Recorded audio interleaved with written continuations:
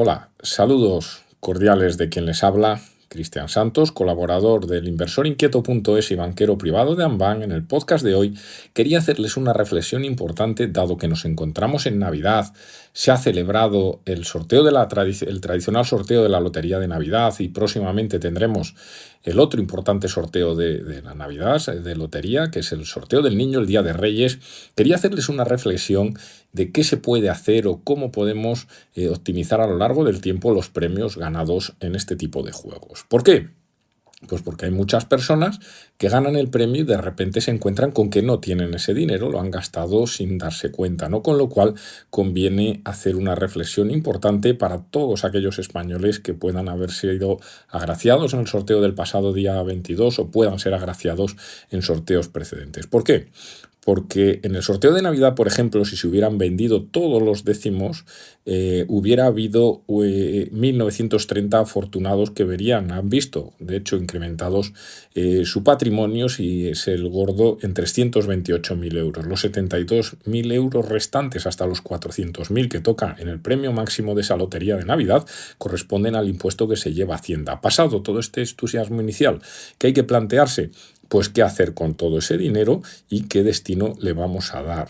Tapar agujeros, darse algún capricho, son dos destinos muy importantes y muy lógicos por su parte que los agraciados dedican ese dinero, ¿no? Pero también hay que hacer algo fructífero. ¿Por qué? Pues porque si el poseedor del boleto recibe una cantidad importante, pues también tiene que ser capaz de planificar qué hacer con ese dinero para seguir teniendo un incremento de nivel de vida y poder tener ese incremento de nivel de vida el mayor tiempo posible y no tomar malas decisiones de inversión y que le pueda llevar a tener problemas financieros. Vamos a hablar, en resumidas cuentas, del concepto de planificación financiera. Hay que tener en cuenta que para evitar malas decisiones es fundamental no gastarlo o invertirlo sin antes haber dejado reposar un poco toda la emoción, toda la alegría de haber ganado algo y haber hecho un ejercicio de análisis y planificación. Es donde metemos el concepto de planificación financiera. ¿Por qué? Porque todas las decisiones tomadas por euforia pueden no estar alineadas con necesidades reales, no responder a los objetivos, afirman los expertos. El origen de todo esto es la clave de todo este proceso, es el horizonte temporal a la hora de hacer cosas con el dinero. ¿Por qué marcamos esto? Porque la estructura de nuestro patrimonio tiene que estar invertido como si fuera una especie de pirámide en primer lugar, de forma que para dinero que prevemos utilizar en el corto plazo, si dividimos la pirámide en 3 escaloncitos, imaginémonos un triángulo grande que es la pirámide, lo dividimos en 3 partes, la parte baja es la parte más ancha de la pirámide, es la base de la pirámide. Ahí es donde tenemos que tener el dinero sin riesgo, el dinero cuya rentabilidad es igual a los tipos de interés. Partiendo de esa base, ¿cuál es el horizonte temporal más corto? Es el dinero que debemos de tener ahí metido. ¿Por qué? Porque no podemos tener sobresaltos con ese dinero. Es un dinero que vamos a utilizar en menos de 12 meses y es un dinero que tiene que estar siempre líquido y tiene que estar invertido sin volatilidad. Conforme vamos aumentando más tiempo como objetivo, nuestro objetivo en más tiempo, vamos teniendo más horizonte temporal para la hora de necesitar ese dinero, vamos subiendo en los escalones de la pirámide. Iríamos al segundo nivel de riesgo en nuestra cartera de inversión, que son los activos de renta fija. Ahí, ¿qué es lo que tendríamos? Pues bonos y obligaciones de más de 12, más de 18 meses de duración, cuya rentabilidad estaría subordinada a lo que pase en los tipos de interés. Recordemos que si los tipos de interés bajan, como el entorno de mercado en el que estamos ahora mismo, es una opción muy creíble que los precios de esos bonos subirán si estamos hablando de duraciones de bonos más largas. Con lo cual, ¿qué ocurre? Dinero que necesitemos a más de un año, más de 2 años, estaríamos hablando de la importancia de diversificarlo correctamente a través de productos que nos lleven a comprar este tipo de activos en las diferentes partes del mundo. Y para el dinero todavía a más largo plazo, 3-5 años vista, hablaríamos de la renta variable en toda su dimensión, con dinero a más largo plazo, que es el pico de arriba de la pirámide. Ahí hablaríamos de activos de volatilidades altas, rentabilidades también altas a lo largo del tiempo. Es el activo más rentable, no nos olvidemos. La media histórica en periodos largos de rentabilidad es la más alta de los tres tipos de activos, pero hay que aguantar la volatilidad. Por eso, ahí colocaríamos el dinero que no necesitaríamos en el corto plazo y no podemos arriesgarnos a meter el dinero de corto porque un momento de mercado malo nos puede llevar a tener que sacar ese dinero con una situación mala, con posibles pérdidas. Tener en cuenta que una cosa importantísima a la hora de gestionar el patrimonio, de hacer la planificación financiera en función del tiempo, por ejemplo, es la liquidez. Es decir, cualquier cosa que se haga tiene que tener liquidez y puede venderse siempre. Pero cuando hablamos de horizonte temporal, lo importante que es el periodo de maduración, el horizonte temporal que dejamos para que la inversión madure. ¿Por qué? Pues porque cuando compramos renta variable, estamos comprando empresas de cualquier parte del mundo, del sector que sea. Entonces, ¿qué ocurre? Esto es igual que si montamos nosotros una compañía. Esta compañía, pues una tienda más grande, más pequeña, no empieza a ganar dinero desde el momento cero, porque tenemos que hacer una inversión, tenemos que hacer un desembolso y para cubrir ese desembolso se necesita un tiempo. A partir de ahí ya empezamos a rentabilizar el capital. Pues en renta variable ocurre lo mismo. Estamos hablando de que compramos acciones de una compañía y que hay que darle un tiempo para que la volatilidad se vaya diluyendo. También hay que tener en cuenta luego la experiencia a la hora de montar una cartera de inversión. A menor experiencia o menor patrimonio previo invertido, pues las inversiones deberían ser un poco más conservadoras. Con más experiencia o con mayor patrimonio, podemos permitirnos hacer un perfil de riesgo más alto. Recordemos que podemos catalogar a todos los inversores dentro de alguno de los tres grandes perfiles de riesgo que marca la ley, por decirlo así: conservador, moderado o agresivo. Todos tenemos que estar invertidos de alguna forma.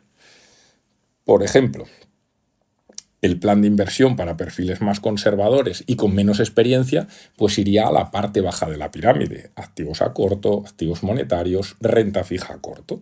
En ese entorno, que tendríamos pues rentabilidades un poquitín más altas de lo que están los tipos de interés, pero volatilidades muy bajas. Ahí hay multitud de productos. La forma más eficiente de llegar a todos esos tipos de activos, letras, pagarés, etcétera, activos de renta fija a corto plazo, pues por motivos fiscales, de diversificación, de gestión, de profesionalismo, siempre son los fondos de inversión.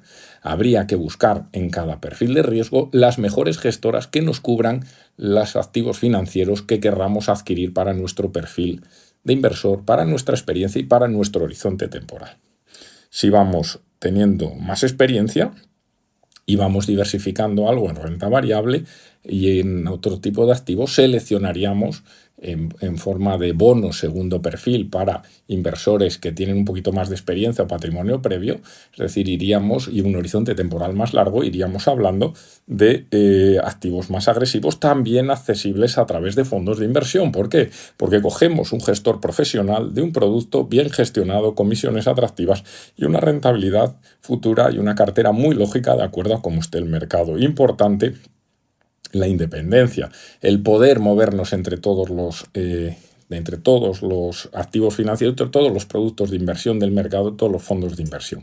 Ventaja, recordemos, la traspasabilidad, es decir, un fondo de inversión es traspasable, con lo cual podemos subir o bajar el riesgo dependiendo de cómo esté el mercado y de nuestra situación temporal.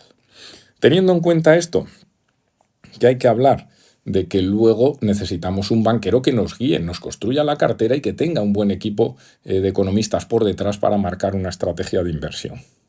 Hablamos luego de la parte fiscal, la planificación fiscal.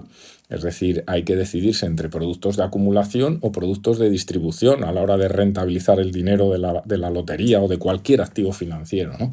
Mucha gente lo que plantea es: yo mi beneficio quiero que me lo ingresen. Pregunta que debe hacerle su banquero: ¿necesita ese dinero? ¿Por qué? Porque cada vez que se ingresa un dinero, el beneficio hay que tributar por él. No nos olvidemos, 19%. Si no se necesita, siempre es mucho más recomendable la acumulación, la capitalización compuesta a la hora de elegir fondos. Cojamos fondos de acumulación, que el tiempo del uso del dinero, los rescates, lo marque el inversor con sus necesidades, con sus ajustes y que se pueda mover libremente, ¿no? Y finalmente, una gran duda que tienen muchos agraciados cuando una persona recibe un premio de estos es, y si tiene deudas, tiene hipotecas, es si cancelo la hipoteca. Esta es la gran pregunta, ¿no? Pues aquí hay que diferenciar según los expertos, es decir, a qué tipo tengo la hipoteca, a qué tipo tengo el préstamo personal, tipo de interés, y hacer una valoración con cuánto pueden darnos los activos financieros. Primera recomendación de muchos expertos es las hipotecas normalmente son a tipos mucho más inferiores de los de mercado, mucho más inferiores de los préstamos personales, por lo tanto pocas veces es recomendable amortizar de golpe hipotecas cuando se recibe una cantidad de dinero importante. ¿Por qué? Porque con una cartera correctamente diversificada con los criterios que hablábamos siempre se va a conseguir en un medio y largo plazo más rentabilidad de lo que cueste la hipoteca. Otra cosa son los préstamos personales, tarjetas de crédito, que son costes más altos, que ahí hay que analizar a qué coste se tiene, qué tiempo, cuánto me comen las cuotas de mi liquidez mensual y cómo puedo planificar toda la situación, porque posiblemente préstamos personales de coches, de vacaciones, etcétera, o tarjetas de crédito que suelen ser muy caras, ahí sí que interese la cancelación de todas esas deudas. Con lo cual, el mejor consejo a la hora de que alguien pueda resultar agraciado o recibir de otras formas un capital importante, lógicamente es primero pasar la euforia, darse algún capricho, que es perfectamente lógico, pero la siguiente parte es, una vez pasada esa euforia, sentarse, planificar qué hacer con ese dinero, cómo pagar los menos impuestos, cómo puedo montar una cartera de inversión para que a lo largo del tiempo ese dinero se vaya revalorizando y pueda cubrir mis necesidades. Concepto, planificación financiera. Y que nos lleve al éxito y a tener una mayor capacidad económica y una calidad de vida mucho más alta, dado que para eso son estos incrementos de patrimonio. Consejo, busquen un banquero que les pueda ayudar en todo este proceso, que les llevará al éxito y les montará carteras muy eficientes. Con esto, lo que hacemos es terminar nuestro podcast de hoy agradeciéndoles su atención y emplazarles para la próxima semana. Un saludo a todos.